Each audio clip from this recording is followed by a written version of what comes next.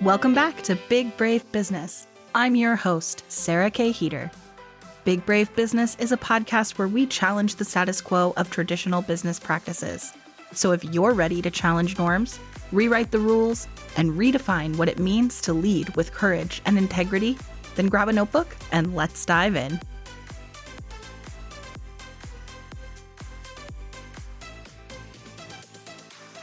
Welcome back to Big Brave Business. This is going to be so fun today. I went live on Instagram with Alex a couple months ago, I guess, at this point, and we just had a really fun time. I feel like we could have just stayed on all day. We're just like kicking out tons of really fun conversation points. So it's like, okay, now you have to come on Big Brave Business. We have to continue the conversation. So Alex Pereyra, close. Yeah, good. Perfect. Was born in Buenos Aires, raised in Newburgh, New York, and she's a business coach helping women in their first 5 years of business bridge the mindset gap from employee to bona fide business owner. She loves chai, chasing waterfalls, and is allergic to small talk. I think that's why we get along. We're just skipping the Mhm. small talk. But welcome to the podcast, Alex. Thank you, Sarah. I'm excited to just dive in. Yeah.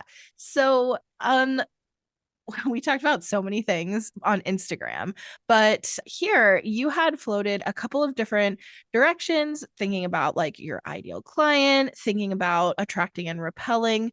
But you mentioned here, I'm also super passionate about talking about shifting paradigms and providing practical exercises to help people rewrite their inner narratives. And I feel like that blends really well with what you just told me you're kind of doing in your own life and your own business, because you said you're in your cozy girl era. So tell me about what that shifting paradigm has been like for you. Yeah, so I'm a recovering people pleaser, and part of I guess, the narrative that I was operating under was I also have like an abandonment wound. So that's the background.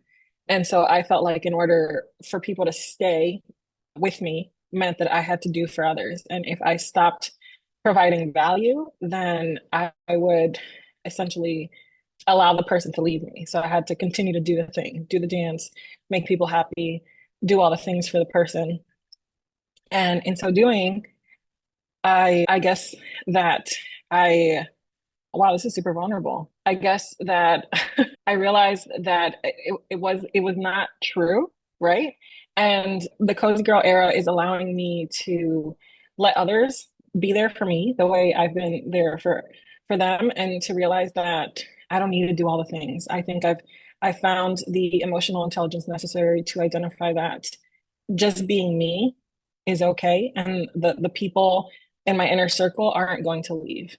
And so I guess that allowed me to enter this new phase where I'm replenishing. I healed for the last 4 years. I was telling you before we hit record. These last 4 years, COVID made us do it. We had a lot of those moments. We dug deep. And now I'm replenishing intentionally. Like, what is Alejandra really like? That's my government, but you can call me Alex. What is she really like? What does she really like to do? And not pushing it to be responsible or to be there for others, but to be there for myself, to love myself with the same intensity that I had shown up for others. Now it's my time to do that for me. That's really beautiful. And you know what's interesting? What's coming up for me from that, first of all, thank you for sharing, especially something that you're leading off with saying this is vulnerable, because that is, I mean, that's what I love about Big Brave Business is like, it's not called small, polite business. It's a big, brave business, right? And so I love and just appreciate so much that you are willing to come and share like truly from your heart and like to get vulnerable right out of the gate. That is such a huge gift. And I think it really gives us an opportunity to dig into some really big, brave territory. And yeah, and what you shared certainly feels big and brave to be going through that paradigm shift and to be rewriting those narratives and to like reteach yourself what you're worth and your value, and that other people will see your value, and trusting them to do that. And I think one of the things that's coming up for me is that a few weeks ago on this podcast, I had another guest, Joanna, on, and we were talking about core values in your business, and we were sharing our own core values. And one of mine is adding value. And so when you said that you kind of were in this people pleasing pattern of adding so much value to others, I thought, oh my gosh, that's so interesting that just a few weeks ago I mentioned that was like a core value of mine, was to add value to other people. And I think number one, I never necessarily thought of that as a people pleasing pattern. So that is an interesting self-reflection for me to then spend some time with. And then number two, I think it is important to call that out, that yes, I want to be valuable. I want to add value to other people. And also, I already am inherently valuable. We all are. Like, you have to know that, and that just being you is enough exactly as you are to add value to other people and to the people who you love. Like, the world is a better place with you in it exactly as you are, including all the things. We're recording this right on the heels of a pretty emotionally heightened week in American history, where right on the heels of the inauguration of Donald Trump's second presidency. And I posted something that just kind of feels like it resonates here, which is the world benefits from all of you, like including the part of you that is angry, the part of you that is afraid, the part of you that is grieving. Like, it's not just the shiny, happy part of you that makes the world a better place. It's all of you. Like, your whole you is so valuable. So, anyways, that's what's kind of coming to me as I'm listening to you. But yeah, yeah. Oof. Yeah, just jumping in. I think I said that I was in my cozy girl era. And what is era? It's a moment in time. And the human experience is very dynamic, it's very changing. And who you were at 10 is not who you are at 20, is not who you are at 30, etc. Right? Sure. So there are different facets of life, different identities. And even within, I was talking to a friend, even who you are with one person is not necessarily who you are with another person. It's not necessarily code switching per se. It's just the energy that with this person I could be more vulnerable. This one is kind of afraid of feelings, so I'm not going to talk to this person about feelings. Maybe we'll just shoot the breeze or talk about one specific thing that lights me up, right?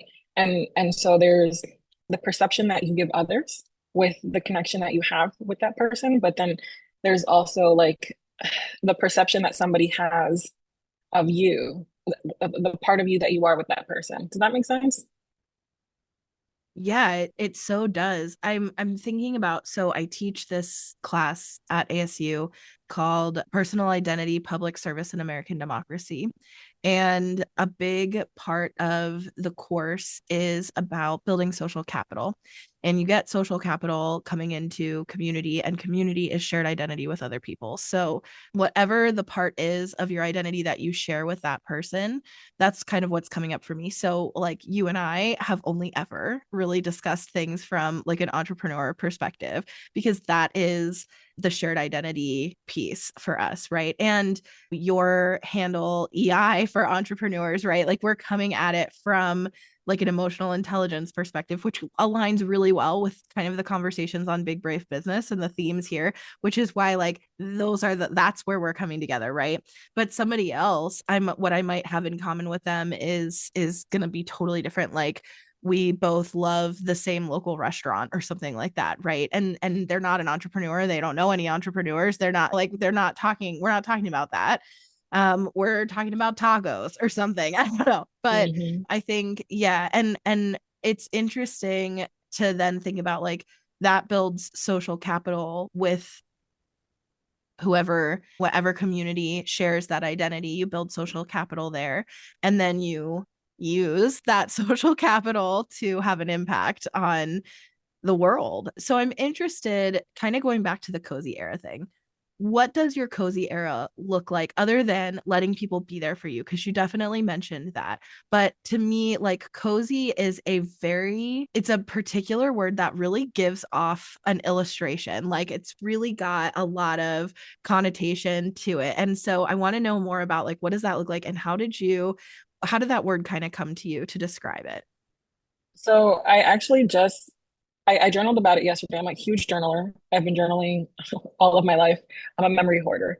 And so that's just the page is has zero judgment and doesn't interrupt your thought process because squirrel brain is real.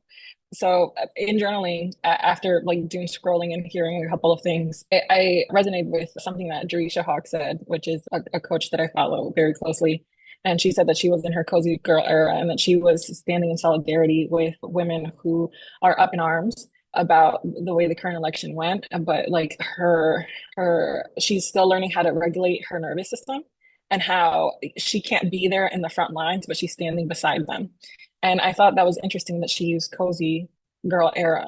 And I think it resonated with me as well, because as I mentioned, I have to replenish. And what is cozy? Cozy is nurturing, it's warm, it feels like home. And in a very, after going through all of the mud of healing, you have to kind of come home to you. And to make your home cozy, you have to make it a reflection of who you truly are, or who you are in this aspect of life and this level that you've reached. So just getting to know myself, my inner child, thinking about back of the things that light me up. So I love to write, so I'm constantly journaling. I bought a coloring book because I remembered that when I was stressed out during like college finals weeks, I would like start coloring profusely, and like I started it again. So just kind of tapping back into me, wearing comfy clothes, like not feeling like I have to dress up all the time, and not not putting up this like happy face, just being okay with the feeling that I wake up feeling. And I think also slow mornings. I feel like that's such a privilege right now to have slow mornings, but it's always been a rush, especially in this capitalistic go, go, go society of being in America. It's like we reward being busy, and it's okay to be still. It's not lazy. It's necessary for survival. I think about like there's a whole bunch of parking lots everywhere, right? What does that mean? Even cars, like an inanimate object, has an opportunity to rest, but somehow we don't think that that's okay for ourselves. So just pouring back into me intentionally, loving myself and showing up and being cozy, being warm, being home with myself. Love so much of that. And I'm so happy for you to this feels to me like empowerment to the way that you're describing this. And I'm so thrilled for you that you are prioritizing this and able to be in this era now after the work that you've done to heal and to be here. Because one thing that I want to say is a lot of times when we talk about like big brave business, the word brave, so often we think of bravery, as you mentioned with Jerisha Hawk, like talking about the front lines. A lot of times we associate bravery with the people who are on the front lines. And certainly it takes bravery. But what's interesting is I think when you've been in a state of trauma, whatever that looks like for you, right? Because there's all kinds of trauma out there and we're all being traumatized. So when you're in a state of trauma, when your nervous system is activated, when you're in survival mode, when you're in fight or flight, then sometimes it's easier, like an object in motion stays in motion. It's actually easier to continue to be on the front lines when that's what you know. And actually taking time to slow down and to be like stationary and to be at rest, that actually is really vulnerable. And that's actually, I think, like a whole other form of bravery, because seeking peace and security when when your body doesn't know it, right, for whatever reason, and everybody's circumstances are different, like, but from whatever you're coming off of, being still is extremely vulnerable, and that's extremely brave of you. Thank you. And I was thinking of like, what does being brave mean? It's not being scared. It's doing the thing in spite of fear, right? So in a sense, it is a motion-esque word, and we do live in critical times hard to deal with. So there, everybody's traumatized somewhere or another. And what is like being in cozy girl era have to do with business, especially like when you're first starting out, you're like the solopreneur and you're like hashtag cute boss CEO girl, right? And it's all cute and stuff, but it's not sustainable. It's not. You have to learn how to be good to you so that you can show up better and learn how to be good for your team. If you as a leader of your small to mighty business, right? If you aren't leading by example and pouring into yourself, how can you lead a team? How can you lead the people that you are also nurturing, whether it's through a service, coaching, photography, whatever have you, or even like doing packages? Like you'll fall behind if you're a product based business. You'll fall behind on inventory. You'll fall behind on like packaging because you're not good with you, and then your business gets a bad reputation as a result because we prioritize speed. We live in the Amazon world. So we want to make sure that we cater to ourselves, and like we can't treat ourselves like we're Walmart because we don't have that capacity. We're a one woman show a lot of the time, especially when we're first starting out. So we have to build intentionally. And there's a huge gap between running your business like an employee because we're taught to think like an employee, right? Like even the way that our schools are structured in America, why do we have like the bell ringing from one class to the next? Because the people that funded those schools were they wanted us to be factory workers after we left. So we went from one shift to another with the sound of a bell, right? And so we have a lot of these antiquated philosophies of how we live life. We don't question it. We just kind of go with the flow. And then we're beating ourselves up. Why isn't my money, why isn't my profit margin what I want it to be? Like, why am I setting these arbitrary goals? Do I even want these goals? Why am I comparing my chapter one to somebody's chapter 20? Right. So the beautiful thing about being an entrepreneur is you really are creating it. You have a blank canvas. And so be intentional every step of the way. Yeah. And slow and steady wins the race. You can't like this whole like I made 10 gazillion dollars overnight. That's a lie. That's a complete lie.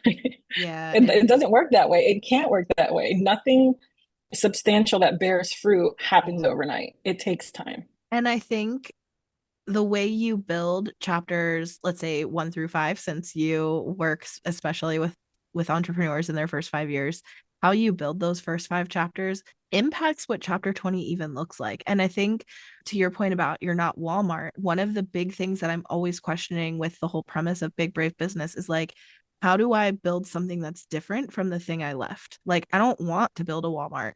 And so I think that pouring into yourself and taking care of yourself, which allows you to take care of the people around you, that includes your customers, clients, your team, etc.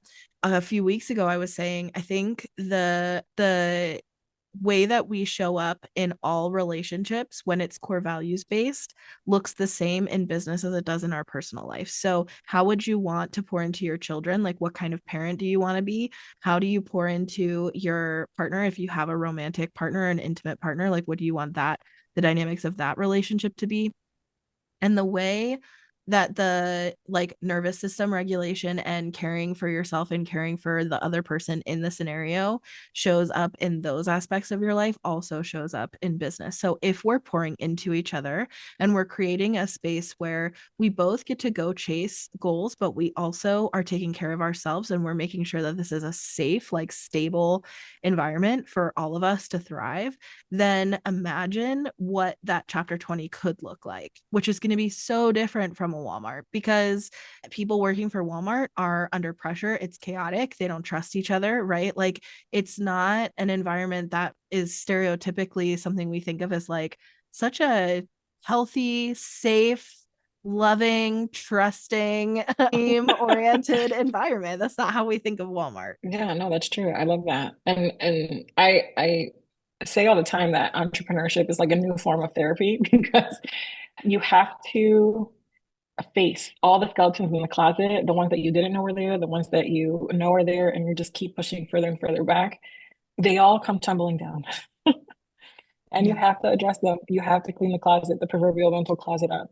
And entrepreneurship definitely does that. It stretches even those ways. Like I had no idea that like I had money trauma, right? But I had to learn, oh snap, I have to become financially literate if I'm creating this money machine so Yeah. that I don't project my money traumas onto my clients because then you undersell, then you don't make the profit that you need. And then you just have an expensive hobby, you don't have an actual business. And just that one Yeah. pivotal skeleton that came out of the closet Yeah. was super transformative. And then you start thinking of how do I operate my time? Why do I think like my time is not valuable? Why do I continue to charge or like I'm afraid to say it's X amount of dollars, right? Why do I have to over explain myself? It really goes into all of that. Yeah. What has entrepreneurship helped you overcome or like things that you had to face? Definitely money. I think you're totally right. My money story goes so much deeper than I knew. I don't think I realized how much of my relationship with money is a story, if that makes sense. I Yeah. think I believed it so much that I didn't even know there was a version of not believing it. It was just true. And then it like entrepreneurship really forced me to then say like, what if that wasn't true? What else could it be? Right? So that was like a big one for me. And I think there's also been a lot of, I guess, like power dynamic shifting where feeling like I think the way that I was operating in my 9 to 5 was always like I believed in myself, which not everybody, not some people, that's the thing they have to rewrite, right? But I had such a deep self-belief that I'm capable of so much. I just need someone to give me a chance. So I was approaching my 9 to 5 so eager and hungry all the time. Like, I'm here. I'm here to work a ton of hours. I'm here to do whatever you need. Let me prove myself, how smart and capable I am. And I can now look back and reflect on that as how much I was coming across with like puppy energy, like a kid. Like, and I mean I was, right? Early career, that's what you how you are gonna be. But I was showing up so eager to be like, let me prove my leadership instead of just being a leader. And I think now what's really funny is having run this business, like in the beginning, I probably approached sales calls. Of course, I wasn't making money and I was working with other business owners. So in theory, they were making money. So it was like people who were bigger than me or ahead of me. I still have a lot of clients who are so like steps ahead of me in business or a whole 5K ahead of me in business. And that's so inspiring. But there is also like the early entrepreneur Sarah was approaching those conversations the same way. Like, let me prove what I would like fall into those old patterns. I've been in business now 5.5 years.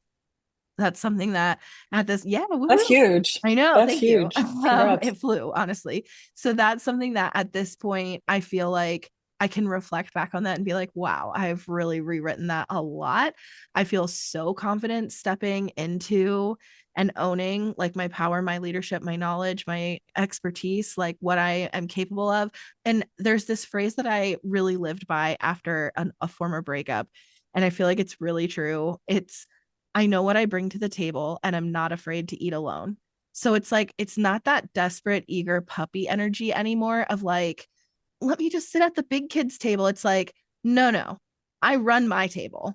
Do you want to sit here? Like, that's such a different energy. Or if I see the big kids' table, right, I just take a seat. Like, I'm just like, this is the seat I'd like to take today. It's I love totally that. different energy. And sometimes because of that, there's actually a part of me that really kind of craves interviewing for jobs that I never would have even applied to six I years love it. ago, just because I want to see like, would I get the interview? How would I handle myself in the interview? And would I get offered that job? I don't even want to do the job. I just want to prove that I fucking could if I wanted to, which is like wild, like boss bitch energy that I did not have 6 years ago. So, anyways, those are some of mine. When you say puppy energy, like who were you trying to prove something to? That is a good question. I mean, I guess people that I saw as leaders, I think to like what I would have answered then is I think I wanted to prove it to whoever was in charge and I didn't see the person as who was in charge as being me ever. So it felt very Mm. much like I wasn't a leader but I wanted to be. And what's interesting about that is I don't think you can really hire someone to be a leader. You either are acting in leadership or you're not. Yeah, that's the whole nature versus nurture, right? Like, are you born a leader? Or are you created to be a leader? I do think that you can, I don't know how you say this in English. Like if you're a piece of clay, there are things that you can Like mold it. mold. Yeah. Yes, that's the word. You Um, had it. so there are pieces of leadership that you can mold, but essentially, like I do agree with you that there has to be something innate to make the leader go there. I don't know. There's like, I don't know if it's charisma, I don't know what it is, but there's like this presence where people want to hear your perspective and Yeah. are invested in Yeah. what you say. And that can't be taught. That's just is, right? Yeah. Yeah, I Yeah. I think I think that there are a lot of things about it that can be taught, but I don't think you get hired into a leadership position and then you get to prove those things. I think you prove those Mm, things and that's what gives you those opportunities. And I didn't necessarily see it that way. And I thought the way to prove myself was to overwork. That's another thing that was definitely had to be rewritten for me is that more work equals more value. And that's just simply untrue. Like the people who work the most hours and the hardest labor are not the wealthiest people. The people who are the mm, wealthiest work the least with the least labor. It's actually like directly opposite. And the people who are truly working the hardest in our society are the ones society has been built off of their backs, right? Like that's where the labor is coming from. That's where the hours are coming from, is actually like our poorest people. So, this whole myth that if I just work harder, I'm going to prove something. All you're proving is that people can manipulate that. They can take advantage of that and they can profit off of your work.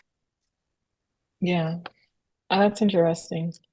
It sparked another thought too in entrepreneurship. Another thing that you have to like jump from, like when you have employee mindset, you're exchanging time for dollars. But when you become an entrepreneur, you actually realize that time is the actual asset that cannot be replaced. You can always make more money, but Yes. you can't make more time.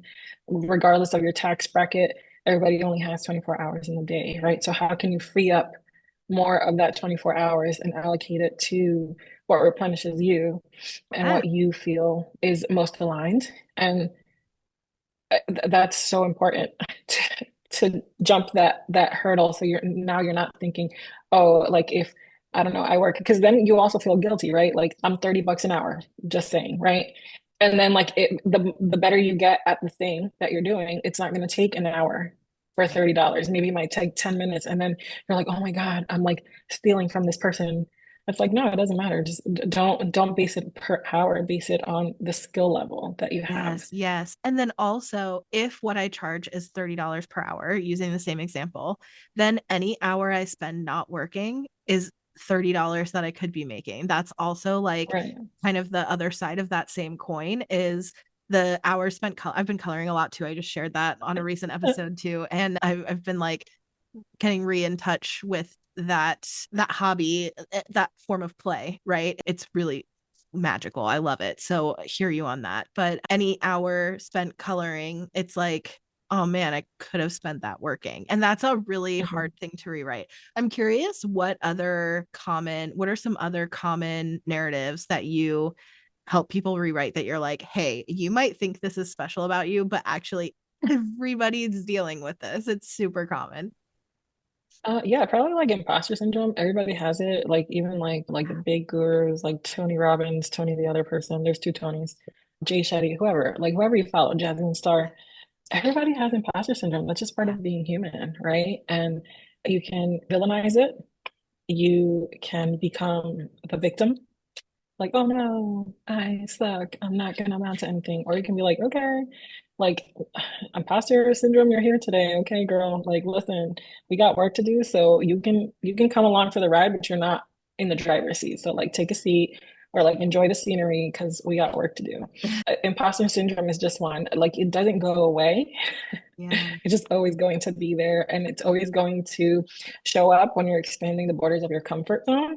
So now I just kind of welcome it. Yeah, sometimes you go down the rabbit hole of giving yourself a pity party and it's okay. Yeah. Just don't let it go too far. Give yourself 5 minutes of the pity party and then get back to work. Yeah. Yeah. And she's never like imposter syndrome is never gonna go away. She's just always gonna appear. And now I just welcome it. I'm like, hey girl, I see you. That means we're doing what we're supposed to be doing because we're expanding the borders of our comfort zone. I think you really hit the nail on the head with it means you're expanding the borders of your comfort zone because you're so right. Imposter syndrome for me can look like, and I think this is common, can look like I would feel more confident that I belonged where I am right now if XYZ, right? Like if I had achieved this, if I could claim this, then I would feel more comfortable where I am right now. But the reality is, once you achieve those things, if you achieve those things, you're not hanging out where you are right now.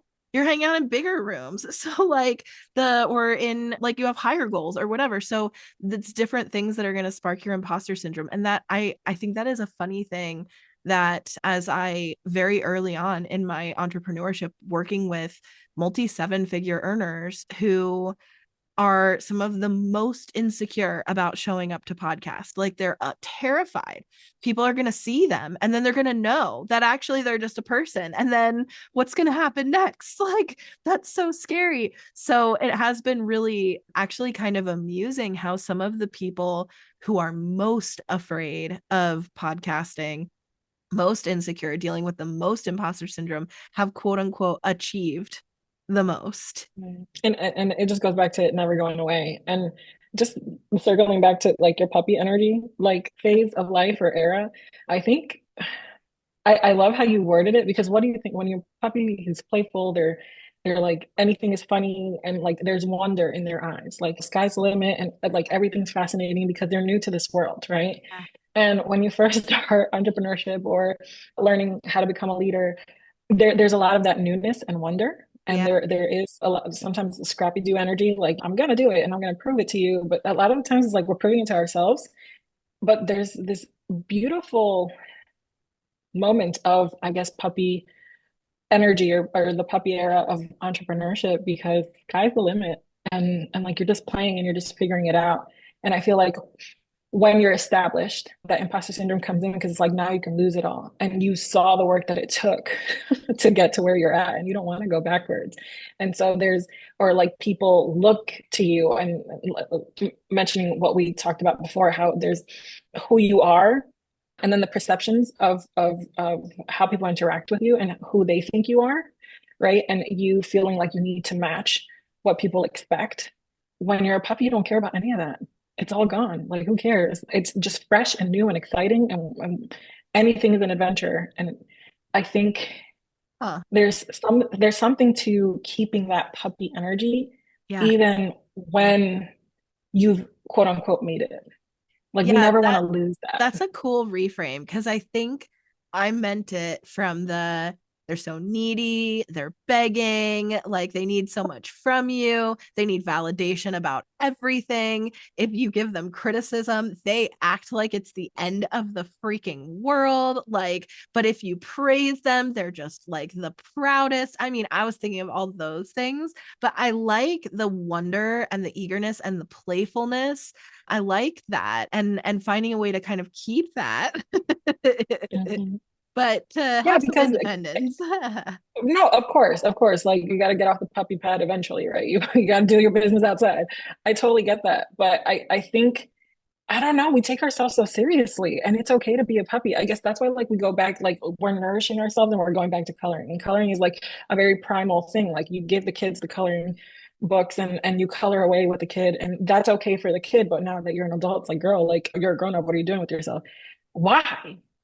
Yeah. Why? Like, who said I can't cuddle with my mom even though I'm 36? Like, who said I can't color anymore? Yeah. Where did that happen? Who told us that? And whoever made up that rule, like, no, I refuse. We're not gonna do the Walmart. We're gonna do our own thing. Like, It's so if interesting I want to because color, do it it. goes both ways, right? So on the one hand, there's a reason why those things are good for kids. And so we need to keep that. We need to hold on to that. Like, why is it good for kid? Why is that a good activity for kids to do? What is it doing for a kid to color? What is it doing for a kid to cuddle with their mom, right? Like, I think using those two examples, obviously, I think like the things that are good for kids are good for adults too. And then the flip side is also true. The things that are good for adults are also good for kids. I had a guest on my other podcast for troop leaders, and her whole brand is she has the radical notion that children are people. Mhm. And I love like her energy is so much about like, what if you meet the kid where they are? What if you like a kid is a whole person, a full person? We kind of act like we can fall into patterns where we act like they're property or we act like they're like half baked or something. And so we're helping get them to the rest of being fully baked. And I think I get where that comes from, but instead treating them, because to them, they're the wholest they've ever been. That's the wholest that they know. So giving them the respect and the honor for the whole person that they are is like meeting them where they are. And it's a whole other level of helping them develop emotional intelligence in a way that they Mhm. can use as an adult. So yeah, I think it works in both directions. Like, I don't know. I just think those kind of things are interesting in how they apply to business, where we see like the same interpersonal skills, the same emotional intelligence skills, the same like caretaking, self-care, etc. The way that that shows up in your personal life also carries right over into business. Mhm. It's so true. Even like knowing like who's a red flag and who's not. Like when you first start out and you have that puppy energy, you're like anybody with a credit card is my ideal client. And then Yeah, you yeah. get a Just couple pay of me. clients that you're like, I will give you all of your money back. Just please leave me alone, right? And then you start earning your stripes in the realm of entrepreneurship and you start realizing it's okay to repel and it's also okay to attract. Like I have to attract the individuals that I am qualified to solve the problem. Because what's a business essentially? It's a quid pro quo where you solve a specific problem, whether that's a luxury problem or a non-luxury problem, you're solving a problem, right? And you're getting money for that solution. So you're not all things for everyone, right? And it's a lot of us are doing the same thing, but not in the exact way or in the exact manner. Have you ever had the situation where like your mom tells you to do something, you're like, yeah, whatever, mom, and then your auntie says the same exact thing your mom did, but you take it from your auntie and not from your mom. Sure. Yeah. So it's the same thing in business. There's a lot of us that are coaches, photographers, whatever, and we're playing in the same places, but how we communicate the thing for that one person, that's the synergy that needed to be exchanged, right? So Yeah. not everyone, we don't do business with everyone. We can't.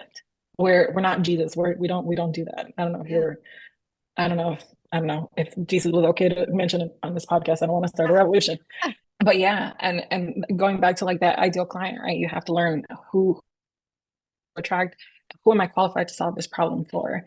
And in especially if you're in the service-based business, you heal a piece of yourself when you show up for the people that you are meant to assist because you're and essentially you're like big sistering like the version of you maybe 2 eras ago, right? And you're helping that person out. So entrepreneurship truly is like a full circle therapy because you're not only having to clean out the closet, but also you're putting the things back into the closet that are meant to be their staple pieces, right? Does that make Yeah. sense? Yeah. Okay, so I, of course, just like our last conversation, I feel like I could just talk to you all day. Like I'm never gonna get tired of talking to you. So, but we have to wrap up because otherwise we will talk all day. To leave off before we do my wrap up question, what is one tip you have for someone who is feeling like they can relate to kind of the shifting paradigm that you talked about in the beginning of like, I've spent this time healing. I feel this pressure and this call to be on or to be at the front lines, but like, so what's one tip you have for somebody to channel their cozy era if that's where they are? To go for it. Just like don't wait for permission. Don't wait for perfect circumstances because that's never going to arrive. If that's what you need in the moment, give it to yourself. Have you ever like bought a piece of clothing and you're like, oh, I'm going to wait for a special occasion to wear it. And then like it's just staying in your closet forever and it's taunting you because the special event didn't occur. And I think that's the same thing when we're trying to replenish or give to ourselves. Like we're waiting for the perfect circumstances to arrive. And it's like, no, just wear the dang thing. Like you bought it, wear it. You are the special event. So freaking wear the dress. Yeah. Yeah, I feel like that too kind of applies to the stereotype. I've never done this, but the stereotype of like a nice bottle of wine, like we're saving it for a special occasion and then it literally like you die and it's still in your house. Like, yeah, Why buy it if you can't enjoy it? that is so true. And I think sometimes when you go to a restaurant, they'll say like, "Oh, what are we celebrating today? Are we celebrating something?" I try to always have an answer because we're always celebrating something. Like most recently I was at this conference right in Florida and I went to dinner with like a couple of friends. One of our friends who was with us had spoken at the conference that day, and it was the largest crowd she'd ever spoken in front of. She had been so nervous and she did a really great job. It was awesome. And we were really proud of her. She was proud of herself. So we sit down at the table and the server asked, "Are we celebrating anything? What are we celebrating tonight?" And everybody else at the table was like, "No, no special occasion." And I was like, "Yes, we are." And I like gestured to her and I said, "She just spoke on stage in front of her largest crowd yet." And she was like, "Oh my gosh." And everyone was like, "Yeah." I mean, it was so good. It's like, yes, we're celebrating. We're always celebrating. I think make like not waiting for a special occasion to prioritize the joy, the celebration, the play, the rest, and the replenishment. That's so, so important. Okay. I like to end all of my podcast episodes with the same question. It can be work related, but it does not have to be. And you can't say coloring because we already talked about that. So, what is something that is bringing you joy right now? I think just to tie this episode in that, I guess just celebrating the messy middle, right? Mm, Every aspect of the journey is worthy of celebrating. So not being upset that you're in the messy middle, but like yeah. making mud pies and having a great time. Yeah. Yeah. Oh, it's tough to celebrate the messy middle, but I like it. And I think once you can get to the point where you can celebrate it, yeah, it's really powerful. Okay. Something that is making me happy. So today I batch recorded podcast episodes. I decided, so I looked at last year. I think I might have shared this on the podcast before, but at the end of last year, I calculated and I spent the number of hours on Zoom that's equivalent to a month. So I spent a month of my year on Zoom by hours last year. So we're trying to do better this year. And one of the ways I'm trying to do that is to have like calendar boundaries. So Wednesdays are reserved for either NABO, National Association of Women Business Owners, tends to have stuff that falls on Wednesdays, or it's a big brave business day. So today was a big brave business day and we recorded a month worth of content today and it Wow. was so Go fun. This girl. was a big brave day. So it was so fun and such incredible people like yourself who I'm just like honestly I feel so honored and blessed to be have this circle, to be building this circle of people in my life who I just can learn from and learn with and explore the messy middle with.